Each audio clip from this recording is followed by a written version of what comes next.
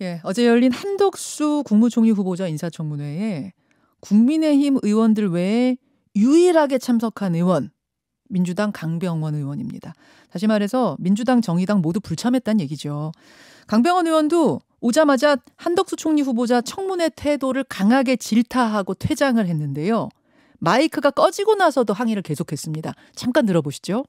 여기 와가지고 없다 얘기합니까? 세발신고사, 법칙금 내용 같은 거 개인정보 제공하면 다 나오는 거 아니에요? 왜 그런 것들을 제공하지 않습니까?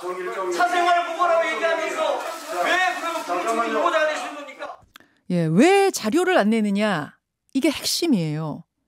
국민의힘에서는 겨울에 산딸기 따오라는 식의 자료 요청이었다. 이렇게 반박을 합니다. 자, 과연 오늘 인사청문회는 제대로 진행이 될 수 있는 건지 얘기를 좀 직접 들어보죠. 더불어민주당 인사청문 특위의 간사입니다. 강병원 의원 연결이 돼 있습니다. 강 의원님 나와 계세요. 예, 강병원 의원입니다. 예, 조금 전에 마이크 꺼졌는데도 계속 항의하시더라고요. 예. 인사청문회를 도저히 열기가 어렵다라고 판단하신 걸까요? 무슨 겨울에 산딸기를 구해오라 이렇게 얘기했다는데요. 네. 요즘은 산딸기가 사시사철 먹을 수 있습니다. 비닐하우스. 그 얘기는 뭐냐면요. 예. 후보자가 마음만 먹으면, 후보자가 정말 국민들이 갖고 있는 의혹에 대해서 내 스스로 소명해야겠다는 마음만 먹으면은 개인정보를 제공해서 다 자료를 제출할 수 있습니다. 국회는 우리 국민이 위임한 공직자 검증의 책임을 갖고 있습니다. 예. 우리는 이 책임을 다 해야 되는 게 여야를 떠나서 국회의원들의 책무입니다. 예. 특히 새 정부 새 첫 총리 아닙니까? 앞으로 향후 국정운영 5년의 밑그림을 그릴 분이신데 이분에 대해서 각종 의혹과 합리적인 의심들이 무수히 나오고 있어요. 특히 바로 전 직장인 김앤장에서 4년 4개월을 일하시면서 20억의 고문료를 받으셨고 도대체 어떤 역할을 했는지, 어떤 역할을 했길래 20억씩 받았는지, 배우자의 미술품 판매는 혹시 이해 충돌은 없는지, 대기업에서 법인카드로 사갔다는 거 아닙니까? 그리고 본인의 단독주택을 외국 기업에 고액으로 월세를 줬는데 네. 그 돈이 자그마치 6억이 넘는 돈입니다. 네. 이런 여러 가지 것들을 검증하라고 우리 국민들께서는 우리 청문위원들에게 임무를 주신 것인데 대부분의 이 검증해야 될 자료에 대해서 개인정보를 제공할 수 없다. 영업상 비밀임으로 제출할 수가 없다. 사생활 침해가 우려된다고 하면은 이런 분은 공직에 나오시면 안 되죠. 그래요. 근데 이제 국민의힘에서는 한덕수 후보자가 비교적 자료 요청에 성실히 응했다 이렇게 말을 합니다. 과거 사례를 보면 이낙연 총리 때는 319건을 국민의힘에서 요청했었고 정세균 총리 때는 250건, 김부겸 총리 때는 347건 요청했는데 이번에 민주당은 한덕수 총리 후보자한테 1,090건을 요청했다. 3배가 넘게 요구했는데 한 후보자는 그중에 70%를 제출했다. 이 정도면 성실성의껏 한 건데 청문회를 못 열 정도라고 얘기하는 건 도무지 이해가 안 간다. 이런 주장인데요. 이낙연, 정세균, 김부겸 총리에 비해서 네. 의혹이 10배는 더 많은 후보입니다. 그거에 비하면 자료 요출이 서너 배 많은 것은 양호한 것이죠. 1,090건의 자료를 요청했다고 그랬는데 네. 그것도 의혹이 집중된 부동산 문제, 그리고 김앤장에서의 활동 내역과 정관 예우 문제, 그리고 외국 기업과의 이해충돌 여부 문제, 배우자 관련된 재산 증식 문제 등 이런 것들의 자료 요구가 각 위원별로 중복된 것들이 상당히 많습니다. 이런 것들을 뺀다라고 하면은 대동소이할 거라고 생각하고요. 오히려 이낙연, 정세균, 김부겸 총리에 비해서 자료 제출이 서너 배 많은 게 아니라 의혹이 10배는 많은 거 아니냐. 이렇게 말씀드리고 싶습니다. 그러면은 제대로 자료 제출 요구하려고 했으면 사실은 이거보다 더 많았을 거란 말씀이세요? 그렇습니다. 그래요. 근데 전주혜 의원은 이런 말씀하시더라고요. 겨울에 산딸기 따오라는 식의 요구가 많았다 하면서 예를 든 것이 한덕수 후보자 부친이 1982년 또 모친이 1994년에 별세했는데 근데 그 부친 모친의 부동산 거래 내역을 가지고 오라는 식 이거 너무 과한 거 아니냐?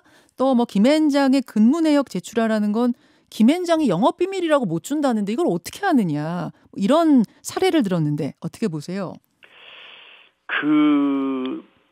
직계 존속의 부동산 거래 내역을 달라고 했는데요. 예. 이 제가 꼼꼼히 그 얘기 반박을 듣고 네. 우리 전체 위원님들이 자료 요청 사항을 봤어요. 음흠. 그 돌아가신 부모님의 거래 내역까지 달라고 한 건 좀 과한 거 아니냐, 맞죠?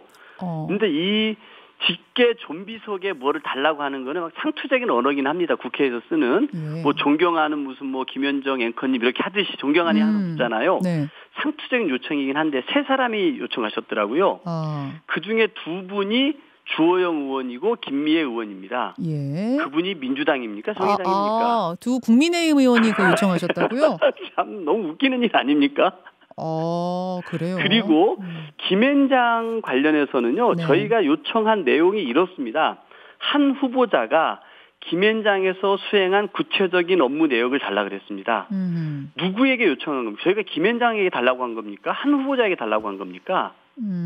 자료 요청한 것이 한 후보자가 김앤장에서 어떤 일을 했느냐, 바로 전 직장에서 이걸 달라고 한 겁니다. 그러면 이거는 한 후보자가 무슨 뭐 외국 기업의 CEO가 왔을 때 한국 경제 현황을 설명하고 정책 방향을 설명해 줬다. 그리고 기업 네트워크 구축을 도와줬다라고 스스로 해명을 하셨어요. 그리고 본인이 적어내면 될 일입니다. 내가 2021년 1월 달에는 A기업, B기업, C기업, D기업을 만나서 이런 일을 했고 이렇게 적어내면 될 일이지 이거를 김앤장 엔터에 미뤄가지고 김앤장이 영업비밀이니까 못 준다라고 핑계를 대고 자료 제출을 거부할 일이 아니죠. 알겠습니다. 근데 사실은 이제 그러니까 민주당 정권의 전 후보자들, 국무총리 후보자들에 대한 인사청문회 때 강병원 의원께서는 과한 신상 털기, 인신공격용 자료 요청하는 거 과하다. 또 이렇게 말씀하신 적이 있더라고요. 그래서 이거 있습니다. 또 내로남불 아니냐 뭐 이런 지금 비판 문자도 들어와요. 네네네.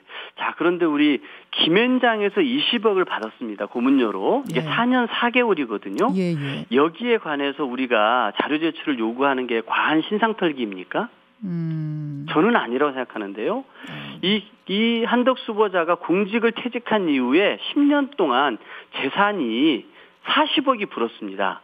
이 부분에 관해서 재산 형성 과정을 파악하기 위해 자료 요청을 하는 것이 과한 신상 털기입니까? 알겠습니다. 1090건 제출한 것 중에 과한 신상 털기, 과하다라고 생각되는 부분은 없다라는 말씀이세요? 아니죠. 있을 수 있을 겁니다. 있을 수 있겠지만 적어도 그 요청한 자료의 목적이라는 것이 우리 국민들이 한 후보자에 갖고 있는 이 의혹에 대해서 김앤장에서의 이 과도한 고문료와 정관예우 이를 통해서 공직사회에서 뭔가를 하지 않았는지 혹은 그 전직 총리라는 직위를 이용해서 외국 기업과 우리 정부에 있는 장차관이나 공무원들을 연결해 줌으로써 뭔가 변호사법 위반의 소지는 없는 것인지 알겠습니다. 이런 것들에 대해서 집중하고 있다고 봐주십시오. 자, 어제 추가로 혹시 자료 제출한 게 있나요? 어제 제가 강하게 의사진행 발언하고 나오면서 몇 가지를 제기를 했습니다. 제가 그때 얘기했던 게 부동산 거래 내역에 대해서 개인정보를 동의 안 했다. 김앤장에서의 업무 내역을 공개하지 않았는데 이게 무슨 영업비밀이냐. 브로커 생활한 거 아니냐. 그다음 후보자 배우자의 미술품 거래 내역을 공개하지 않았다고 제가 지적을 했거든요. 이것은 자료 제출이 충실히 안 되고 있다는 일부 예시를 제가 든 거 아니겠습니까? 그러니까 제가 궁금한 건 혹시 오늘도 자료 제출 상황이 달라지지 않는다면 거의 달라지지 않았습니다. 그럼 인사청문회 오늘도 어려운가 보이콧인가 이 부분이요? 그렇습니다. 예를 들어볼까요? 후보자의 배우자 미술품 거래 내역을 달라 그랬더니 저희는 작품 판매량과 판매 수익 세금 납부 현황을 달라 그랬거든요. 근데 상세에 국회에 제출했다고 답변이 왔습니다. 그래서 왔더니 10점을 판매했고 1억 원이었고 세금 납부했다. 이렇게만 왔습니다. 적어도 여기에 이 판매한 것 중에 개인이 사간 것도 있을 수 있지 않습니까? 그 개인의 이름은 신상이기 때문에 공개 안 해도 됩니다. 하지만 적어도 효성과 부영에서 법인카드로 구매했던 내역들은 밝혀야 되는 거 아니겠습니까? 부실하다 그런 말씀이세요. 그렇죠. 자, 그러면 지금 이렇게 되면 뭐 오늘까지 사실은 법적으로는 인사청문회 맞춰야 되는데 이 기한은 넘기는 건가요? 저희는 계속해서 한 후보 측에 여러 차례 얘기를 했습니다. 4월 15일 인천 1차 회의 때도 위원회의 의결로 자료 제출을 해달라고 그랬고, 네. 20일 날 2차 인천 회의 때도 위원회의 의결로 자료 제출을 요청을 했고, 저희 또 민주당 의원 7명이 연명을 해서 자료 제출을 계속해서 요구를 해왔습니다. 근데 계속해서 이 요구가 묵살이 되어 왔던 겁니다. 저는 이 모든 파행의 책임은 이 국회의 이 권위에, 국회의 정당한 이 법적인 제안 요구에 대해서 무시함으로써 알겠습니다. 이 청문회를 허탕맹탕으로 만든 한덕수 후보차 측의 이 파행에 모든 책임이 있다고 생각합니다. 자, 강 의원님.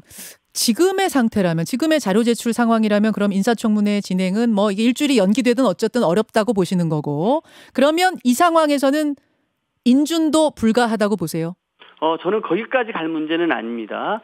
적어도 저희 인사청문 특위가 국민들께 부여받은 책무는 이 한덕수 초대 국무총리 후보자에 대해서 국민의 눈높이에서 공정과 상식의 관점에서 예. 철저하고 꼼꼼하게 예. 모든 의혹들을 검증하라는 것이 저희에게 부여된 책무이고, 그러기 위해서는 예. 해당 의혹사항에 대한 국회 요구에 후보자는 충실한 자료를 제출을 해야 되고요.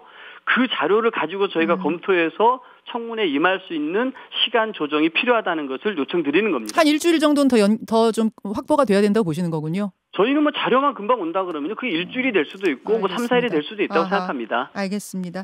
여기까지 입장 들어야겠습니다. 강병원 의원님 고맙습니다. 네, 감사합니다. 민주당 인사청문특위의 강병원 간사였습니다. 김현정의 뉴스쇼는 청취자 여러분의 참여로 이루어집니다. 트위터, 페이스북, 레인보우 게시판, 그리고 단문 50원, 장문 100원의 유료 문자 샵 1212, 우물정 1212 통해 참여하실 수 있습니다. 김현정의 뉴스쇼, 여러분과 함께 만듭니다.